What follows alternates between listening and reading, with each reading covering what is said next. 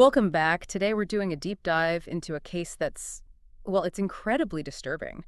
It involves Felix Rojas and Jorge González on the New York City subway back in April 2025. Yeah, it's a tough one. Our aim is really to just walk through the sequence of events as reported by news outlets and police, and maybe grapple with some of the really unsettling questions it raises. Definitely. And our sources for this are primarily those news reports, think New York Post, AP, and the details from official police accounts regarding the incident itself, the arrest, and the charges. Okay, so let's get into it.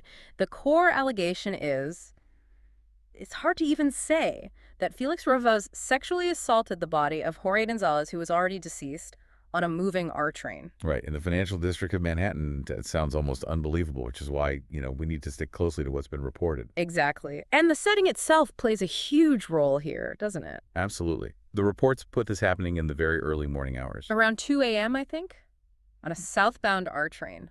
Yeah. And anyone who's used the subway that late knows it's just different. Totally different. Fewer people, the stops feel further apart. Precisely. There's this strange mix of being in a public space but feeling quite isolated. And that environment, that kind of public anonymity, seems crucial here. It creates blind spots, maybe. Opportunities for things to happen unnoticed, even when you're technically surrounded by others. Exactly. It's that paradox of being alone together in a dense city. It really forms the backdrop for what allegedly occurred. It really does. And to understand the whole picture, we need to talk about the victim, Jorge González. Right. He was 37 years old. And the reports paint a picture of, well, a pretty difficult life. A Mexican immigrant working multiple jobs. Yeah, and according to reports citing his estranged wife, Teresa González, they'd been separated for about 6 years. He was battling severe alcoholism. He also suffered from cirrhosis, apparently. Tragically, the belief is that he actually died from natural causes while he was on the train, before the alleged assault took place. Which is just heartbreaking in itself. Passing away alone like that on public transport, it highlights such a vulnerability. It really does. He wasn't just, an anonymous person. He had a history, struggles. A reminder that everyone you pass has a whole life story. And then for this alleged desecration to happen afterward. So that brings us to the incident itself. What allegedly happened on that train? The timeline is, well, it's quite shocking. Yes, the reports say the alleged assault went on for maybe 30 minutes. 30 minutes, that's a long time. It is, and even before that, there was something else. Rojas allegedly went through González's pockets first. Right, which led to the grand larceny charge.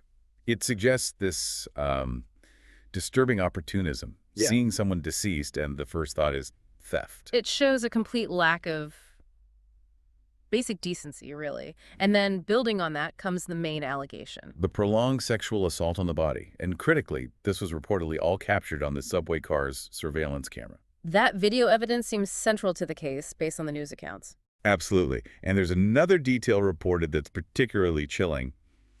It relates to his behavior when the train would stop at stations. Oh, right. This part is really unsettling. The reports suggest he would actually pause what he was allegedly doing. Yes. And potentially even rearrange the victim's clothing to avoid detection when the doors opened and people might look in or get on. Wow. That implies calculation, doesn't it? Yeah. Awareness. It really does. Yeah. It suggests he wasn't just, lost in the act. He was allegedly aware of his surroundings, aware of the risk of being seen. And then would resume once the train started moving again. That's what the reports indicate. It raises serious questions about his mindset, that kind of calculated concealment. It paints a picture of someone acting deliberately, even in the middle of something so depraved. So how did it all come to light? How was González found? Well, eventually, other riders on the train noticed his body. It's not clear exactly when or where, but they alerted the authorities. And the investigation then obviously focused on that surveillance footage you mentioned. Exactly. That footage was key. It allegedly showed the whole sequence. The NYPD then released images of the suspect to the public. Trying to get an ID. Yeah, and that apparently worked. So Felix Rojas is 44 years old. How was he apprehended? He actually turned himself in. That was on Sunday, April 27th, 2025. I turned himself in. Okay. Reportedly, yes. And he was accompanied by his son when he surrendered. Accompanied by his son. Wow. And why did he surrender? The reports say a relative recognized him for the news coverage from the images the police released. So despite the alleged calculation during the act itself, he was ultimately identified through pretty standard means. That's quite a contrast. It is. The alleged carefulness during the crime, and then the seemingly inevitable recognition afterwards. Okay, so let's talk legal consequences. What charges was he actually facing? The main ones reported are first-degree rape, and it's important to note New York law includes acts involving a corpse under this statute. Right, recognizing the violation even without a living victim. Exactly. And also grand larceny for allegedly going through the pockets. As we said, initial reports might vary slightly, but those seem to be the key charges. In his plea. He pleaded not guilty at his arraignment. Not guilty. And bail, given the nature of this and the video evidence. He was held without bail, which, reflects the seriousness of the charges and the strength of the alleged evidence, especially that video. Makes sense. So the court saw him as a significant risk. Where does the case stand now? Well, like many legal proceedings, it's ongoing.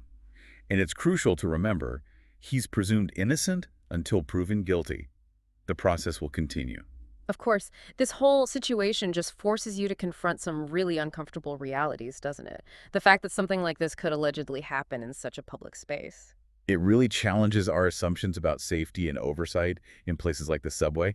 It pierces that mask of public space. We kind of rely on the idea that people are watching, that there's some level of shared decency. Right. And it raises those tough questions. Yeah. Why didn't anyone notice sooner or intervene? It makes you think about urban anonymity and maybe our own reluctance to get involved or even to truly see what's around us. Yeah. And then there's the perpetrator's mask, the alleged pausing at stations. That points away from impulse and towards something more deliberate, more chillingly aware. If you look at potential psychological factors based purely on the alleged actions, it strongly suggests extreme paraphilia. Yeah. The specific act points towards necrophilia. An attraction to corpses. Yeah. Combine that with the apparent lack of empathy in both the alleged theft and the assault. It's a deeply disturbing profile. And we absolutely cannot lose sight of Jorge González in all this. His vulnerability, the struggles he faced, his death alone was tragic enough. Absolutely. The alleged desecration afterwards adds just an unimaginable layer of horror. His story really highlights the isolation some people face, even in a huge city. People who might seem invisible but have complex lives, it's a profound violation. And the public reaction, I mean, it was predictably one of shock, disgust. Of course. And fear, too. Yeah. Questions about safety, about basic decency. It rattles your sense of security in everyday spaces. It forces you to think about the potential for darkness existing right alongside the mundane, like your daily commute. Exactly. So, wrapping this up, the case of Félix Rojas and Jorge González is just deeply unsettling. An alleged horrific act on a deceased man in public, captured on video, apparently enabled by urban anonymity, but also involving calculated concealment. It really raises profound questions about the spaces we share, about hidden intentions, and the vulnerability of people around us. Which leads to a final thought, maybe, for you listening. Think about those layers of anonymity in our cities, how they can sometimes foster connection, but how they can also conceal. Well, profound darkness.